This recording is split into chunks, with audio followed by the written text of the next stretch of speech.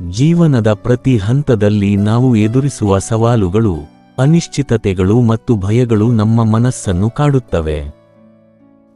ಕೆಲವೊಮ್ಮೆ ಈ ಸಂದಿಗ್ಧತೆಗಳು ನಮ್ಮನ್ನು ದಿಕ್ಕುತೋಚದಂತೆ ಮಾಡಿ ನಿರಾಶೆಗೊಳಿಸಬಹುದು.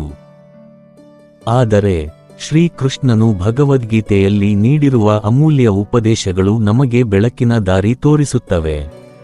ಇಂದು ಈ ಪವಿತ್ರ ಗ್ರಂಥದಿಂದ ಆಯ್ದ 5 ಪ್ರೇರಣಾದಾಯಕ ಸಂದೇಶಗಳನ್ನು ಆಳವಾಗಿ ಅರ್ಥಮಾಡಿಕೊಳ್ಳೋಣ. ಶ್ರೀಕೃಷ್ಣ ಹೇಳುತ್ತಾನೆ, ನಿನಗೆ ಕೆಲಸ ಮಾಡುವ ಹಕ್ಕು ಮಾತ್ರ ಇದೆ, ಫಲದ ಮೇಲೆ ಹಕ್ಕಿಲ್ಲ. ಇದು ಕೃಷ್ಣನ ಮೊದಲ ಮತ್ತು ಮಹತ್ವದ ಪಾಠ. ನಾವು ಯಾವುದೇ ಕಾರ್ಯವನ್ನು ಫಲದ ಆಶೆ ಇಟ್ಟುಕೊಂಡು ಮಾಡಿದಾಗ ಅದು ಚಿಂತೆ, ಭಯ ಮತ್ತು ನಿರಾಶೆಗೆ ಕಾರಣವಾಗುತ್ತದೆ. ಆದರೆ ನಿಷ್ಠೆಯಿಂದ ಕರ್ತವ್ಯವನ್ನು ನಿರ್ವಹಿಸಿದಾಗ ಮನಸ್ಸು ಶಾಂತವಾಗುತ್ತದೆ. ಉದಾಹರಣೆಗೆ, ವಿದ್ಯಾರ್ಥಿಯಾಗಿ ನೀವು ಶ್ರದ್ಧೆಯಿಂದ ಅಧ್ಯಯನ ಮಾಡಿ ಫಲಿತಾಂಶದ ಬಗ್ಗೆ ಅತಿಯಾಗಿ ಚಿಂತಿಸದಿರುವುದೇ ಈ ತತ್ವದ ಸಾರ.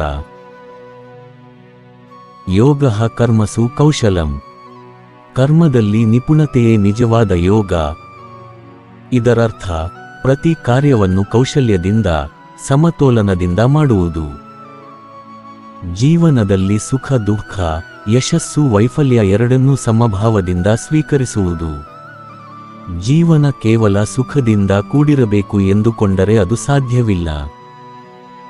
ನಾನು ಪ್ರಯತ್ನಿಸುವ ಪ್ರತಿಯೊಂದು ಕೆಲಸದಲ್ಲಿಯೂ ಯಶಸ್ಸನ್ನು ಹೊಂದಬೇಕೆಂದು ಎಂದುಕೊಂಡರೆ ಅದು ಸಾಧ್ಯವಿಲ್ಲ. ಹಾಗೆಂದ ಮಾತ್ರಕ್ಕೆ ಜೀವನ ಕೇವಲ ದುಃಖ ಹಾಗೂ ವಿಫಲತೆಗಳಿಂದಲೂ ಕೂಡಿರುವುದಿಲ್ಲ. ನಮ್ಮ ವರ್ತಮಾನವನ್ನು ನಾವು ನಿರ್ಧರಿಸಬಹುದು, ನಮ್ಮ ಭವಿಷ್ಯವನ್ನಲ್ಲ. ಉದಾಹರಣೆಗೆ, ಕೆಲಸದಲ್ಲಿ ತೊಂದರೆಗಳು ಬಂದಾಗ ಧೈರ್ಯವಾಗಿ ಮತ್ತು ಶಾಂತಿಯಿಂದ ಪರಿಹಾರ ಕಂಡುಕೊಳ್ಳಬೇಕು. ಇದು ನಿಜವಾದ ಜೀವನ ಕೌಶಲ್ಯ. ಶ್ರೀಕೃಷ್ಣ ಹೇಳುತ್ತಾನೆ, ದೇಹ ನಶ್ವರ, ಆದರೆ ಆತ್ಮ ಅಮರ ಎಂದು. ಈ ಜ್ಞಾನ ನಮ್ಮ ಮರಣದ ಭಯವನ್ನು ದೂರ ಮಾಡುತ್ತದೆ. ನಾವು ದೇಹಕ್ಕೆ ಅತಿಯಾಗಿ ಗುರುತಿಸಿಕೊಂಡಾಗ ಬದಲಾವಣೆಗಳು ಮತ್ತು ನಷ್ಟಗಳು ನಮಗೆ ಭಯಾನಕವೆನಿಸುತ್ತವೆ. ಆದರೆ ನಾನು ಆತ್ಮ, ಇದೇ ಶಾಶ್ವತ ಸತ್ಯ ಎಂಬ ಅರಿವು ನಮಗೆ ಆಂತರಿಕ ಶಕ್ತಿಯನ್ನು ನೀಡುತ್ತದೆ. ಇದ್ದಷ್ಟು ದಿನ ನಮ್ಮ ವರ್ತಮಾನದಲ್ಲಿ ಖುಷಿಯಾಗಿರುವ ನಿರ್ಧಾರ ಮಾಡುವುದು ಉತ್ತಮ. ನಿನ್ನ ಆತ್ಮ ನಿನ್ನ ದೇಹದ ಅಳಿವಿನ ನಂತರವೂ ಬದುಕಿರುವುದು ನಿನ್ನ ಸತ್ಕಾರ್ಯಗಳಲ್ಲಿ.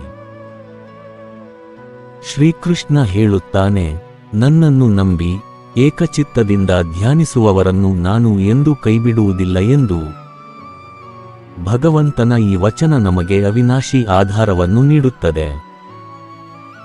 ಕಷ್ಟಕಾಲದಲ್ಲಿ ನಾನು ಒಂಟಿಯಲ್ಲ ಎಂಬ ನಂಬಿಕೆ ಮನಸ್ಸನ್ನು ಶಕ್ತಿಶಾಲಿಯಾಗಿಸುತ್ತದೆ. ಇದು ಭಕ್ತಿ ಮತ್ತು ಶ್ರದ್ಧೆಯ ಮಹತ್ವವನ್ನು ತಿಳಿಸುತ್ತದೆ. ಈ ವಾಕ್ಯದಲ್ಲಿ 3 ಪ್ರಮುಖ ತತ್ವಗಳು ಅಡಗಿವೆ. 1. ನಂಬಿಕೆಯ ಶಕ್ತಿ. ನನ್ನನ್ನು ನಂಬಿ ಎಂಬುದು ಭಗವಂತನೊಂದಿಗೆ ನಮ್ಮ ಸಂಬಂಧದ ಆಧಾರ. ಅವನಲ್ಲಿ ಅಖಂಡ ವಿಶ್ವಾಸ ಇರುವವರಿಗೆ ಅವನು ಸದಾ ಸಹಾಯಕ. 2.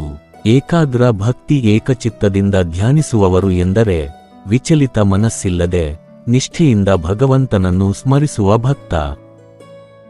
ಇದು ಯಾವುದೇ ಸಂದೇಹ, ದ್ವಂದ್ವ ಅಥವಾ ವಿಭಜನೆಯಿಲ್ಲದ ಶುದ್ಧ ಭಾವನೆ.